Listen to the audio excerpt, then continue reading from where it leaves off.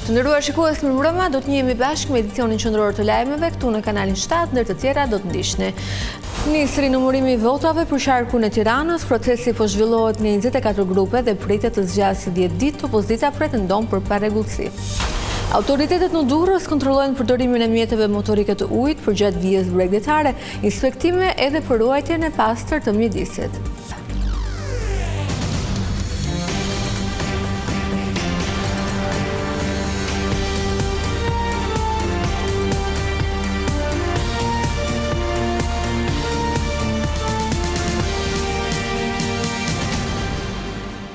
Dy partive të mëdha janë shtuar vota nga rinumërimi i deri më tanishëm në qarkun e Tiranës. Procesi ka nisur pas ankimimit të përfaqësuesve të opozitës, po monitorohet edhe nga palët, ndërkohë Partia Demokratike shpreson të marrë mandate mundësisë Agron Shehajt. I gjithë qarku i Tiranës nisi sot sërish procesin e rinumërimit të votave për 1282 kuti. Sipas të dhënave të pasuruara në KQZ, nga rinumërimi i 13 kutive të para deri në orën 13, rezulton se Partia Demokratike arritet me 4 vota, ndërsa Partia Socialiste me plus 17 vota. Një vot deri më tani është shtuar Partisë Mundësia të Agron Shehajt, e cila është më pranë rrezikut, ndërsa koalicioni Euroatlantik i Lulzim Bashës i shtohen gjithashtu 3, ndërsa një vot i numërohet plus PSD-s. Prej orës 9:20 të kësaj të mërkure ka nisur rinumërimi i votave për të gjithë qarkun e Tiranës, referuar subjektit dhe kandidatëve në garë. Rinumërimi i 1282 kutive të votimit përjashtuar diasporën, Vorën dhe njësi nëmër 10 në kryeqytet, për shkak të votimit dhe numërimit elektronik, po zhvillohet në 24 grupe numërimit të Pallati i Sportit, Faria Hoti në kryeqytet.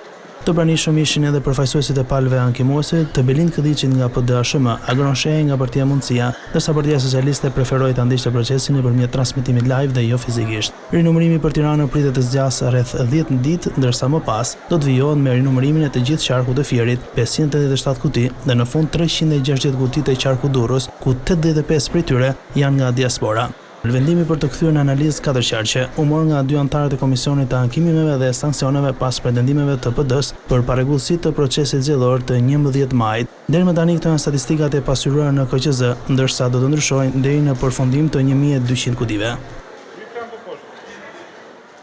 Pretendimet e opozitës për pavlefshmëri në qarkun e Lezhës janë hedhur poshtë nga kolegji zgjedhor. Njëjti vendim është dhënë edhe për 3 qarqe të tjera, pasi nuk u gjetën prova për cënim të procesit. Gjykata i dha fund sot betejës Partisë Demokratike për përsëritjen e zgjedhjeve të 11 majit. Kolegji zgjedhor dorëzoi kërkesën e forcës politike më të madhe të opozitës për të shpallur të pavlefshëm procesin elektoral në qarkun e Lezhës. Kolegji zgjedhor në zbatim të nenit 158 pikat 2 dhe 3 të tij vendosi rrezimin e paditësit të pambështetur në prova dhe në ligj.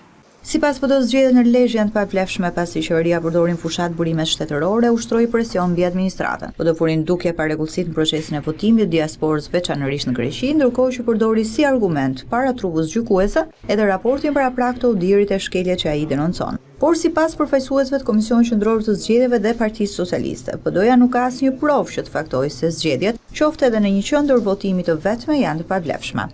Po sot kolegji zgjedhor dorëzoi kërkesën e Partisë Demokratike për pavlefshmërinë e procesit të 11 majit në qarkun e Kukësit, Gjirokastrës së Korçës, duke i hapur rrugë certifikimit përfundimtar të rezultatit në këto qarqe.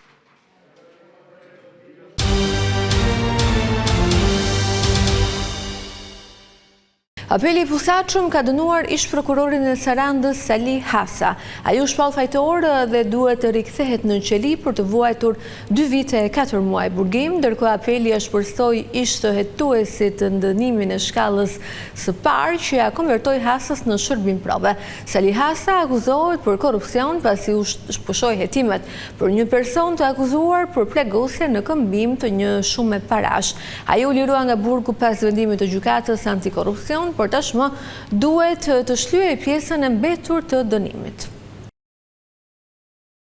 Një person I dënuar për vrasjen e shokut të tij 9 vite më parë është arrestuar nga policia në Pogradec për armbajtje pa leje dhe për shitje të lëndëve narkotike. 27 vjeçari Fabian Muçollari kishte dalë nga burgu një vit më parë dhe prej disa kohësh po ndiqej nga agjentët e policisë. Ai është arrestuar në flagrant duke shpërndar kokainë në qytetin e Pogradecit. Në banesë u gjetën 2 pistoleta, municion ushtarake, luftarake, drogë, 5 aparate celular, si dhe një sasi e madhe parash. Ndërkohë hetimet vijojnë për të zbuluar bashkëpunëtorët e 27 vjeçarit në trafikun e lëndëve narkotike.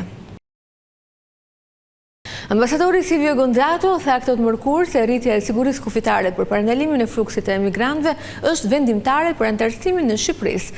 Një projekt I mbështetur nga Bashkimi Evropian pritet të rrisë kapacitetet operacionale të policisë për kontrollin e kufinëve. Shqipëria kohët e fundit po përballet me fluksin në rritjet e migrantëve ilegal, referuar statistikave për gjatë vitit 2018 deri në vitin 2023, janë regjistruar afro 44.000 hyrje të parregullta, emigrant kryesisht nga vendet e linjës së mesme dhe nga Afrika e Veriut. Nisur nga këto problematika, në Tiranë u prezantua projekti EU for Immigration, I cili synon rritjen e kapaciteteve dhe përmirësimin e sigurisë kufitare. Kreu I delegacionit të BE Silvio Gonzato theksoi se ky projekt është një nga pikat kyçe në procesin e integrimit në Bashkimin Evropian. Ky projekt do të ndihmojë gjithashtu në mbështetjen e përpjekjeve të Shqipërisë për të shënuar përparim në procesin e antarësimit. Është e rëndësishme që aktivitetet e këtij projekti të marrin përparësi. Mbështesim objektivat specifik që burojnë nga negociatat e antarësimit, në mënyrë që të arrihet progres urgjent. Nga ana tjetër, zëvendësministri I brendshëm u ndal në pikat ku do të fokusohet ky projekt. Fokusi do jetë tek ngritja e kapaciteteve operacionale për menaxhimin efektiv dhe flukseve migratore, forcimin e strukturave për kthimin dhe reintegrimin, si dhe zhvillimin e mekanizmave të koordinuar për përballimin e mbërritjeve në raste të rritjeve të flukseve. Gjithashtu, I shërben pikërisht përmirësimit të mëtejshëm të politikave të azilit dhe ndërtimit një procedure funksionale të përputhshme me akinë e BE-s. Ndërkohë për parandalimin e kalimit ilegal të kufirit, Shqipëria vijon bashkëpunimin me Frontex, por me situatat për shkak të luftrave në lindjen e mesme, kjo mund të ndikojë në rritjen e fluksit të emigrantëve drejt Shqipërisë, që kryesisht e përdorin si korridor për të kaluar drejt Europës. Ministra e Turizmit Mirela Kumbaro inspektoi plazhet në Durrës, ku paralajmëroi se kontrollet do të jenë të pandërprera. Ajo I bëri thirrje policisë të mos tolerojë hedhjen e mbeturinave nga restorantet dhe bizneset në vendet e parashikuara. Via bregdetare e Durrësit ka qenë ndalesa radhës për ministren e Turizmit dhe Mjedisit Mirela Kumbaro në vijim të inspektimeve në Bregdet. Kumbaro theksoi se me ndryshimin thelbësor të rregullorës së plazheve, ku dyfishojnë hapësirat publike, shtohen përgjegjësitë e institucioneve për mbarvajtjen e sezonit. Plazhet publike nuk janë në fund apo në fillim vetëm, që I bën të vështirë aksesin, por janë të ndërprera me qëllim që pushuesve të ndryshëm në segmente të ndryshme, aq më tepër në Durrës që është një vijë shumë e gjatë Bregdeti. Ne kemi 2 detyra kryesore. Para të mos lejojmë zaptimin e hapësirave publike dhe sigurisht atje ku do të ketë nevojë policia bashkiake do të kërkojë ndihmën tuaj. Kjo është shumë e rëndësishme. Por ne duhet të bashkëpunojmë edhe për sa I përket pasërtisë. Gjithashtu Kumbaro tha se duhet I kushtohet vëmendje kontrollit të mjeteve të palishme të turizmit detar për të shmangur incidentet. Bregdeti Adriatik pak a shumë gënjen sepse duke qenë se është I cekët, shkojnë shumë më thellë se sa ç'munden pushues të cilët nuk dinot dhe në një moment të caktuar ju ndodh një fatkeqësi. Prandaj gjithë vëzhgimi me mjetet e policisë kufitare është I domosdoshëm dhe është e vetmja mënyrë për të shpëtuar jetë dhe sidomos kontrollin e mjeteve të paligjshme të turizmit detar, që janë skafet, janë ato jet skit, të cilat praktikisht do duhet të jenë në kontrollin tuaj. Prej 15 qershorit ka nisur operacioni plazhe të pastra, përmes të cilit Agjencia Kombëtare e Bregdetit mbështet 8 bashki në pastrimin e plazheve. Via bregdetare e Durrësit më e madhja në vend ka 10 vende të caktuara për mjetet motorike ujore. Ato janë verifikuar nga autoritetet për të parandaluar çdo incident nga kishpërdorimi I jet skive. Incidentet e ditëve të fundit në lidhje me mjetet sportive ujore, jet ski, kanë bërë që në Durrës struktura e task forces të dalë për kontrolle në terren. Këtë vit janë 10 vend bazime në total për mjetet sportive ujore, nga 8 që ishin vitin e kaluar. Kontrollet do të jenë të vazhdueshme, ju na shikoni sot, në fakt ne kemi nisur prej muajsh punën në mënyrë institucionale, por edhe në terren. Patjetër që do të kemi kontrolle gjatë gjithë sezonit turistik veror, që do të thotë deri me 15-20 shtator, dhe përsa i përket numrit të vendbazimeve të miratuara me vendim të Këshillit Bashkiak këtë vit, janë 10 vendbazime, janë 2 vendbazime të reja që duhet theksuar, pra është zgjeruar gama e shërbimeve kundrejt pushuesve.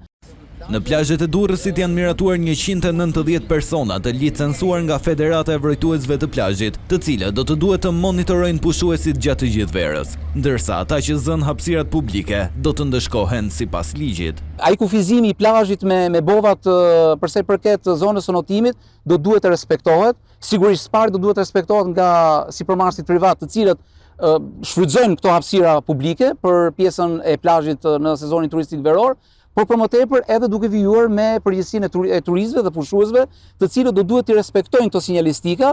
4 vendbazimet kryesore për mjetet motorike ujore ndodhen në plazhin e madh të Durrësit, një tjetër në zonën e Currilave, ndërsa pjesa e mbetur është tek Shkëmbi i Kavajës dhe në gjirin e Lalzit.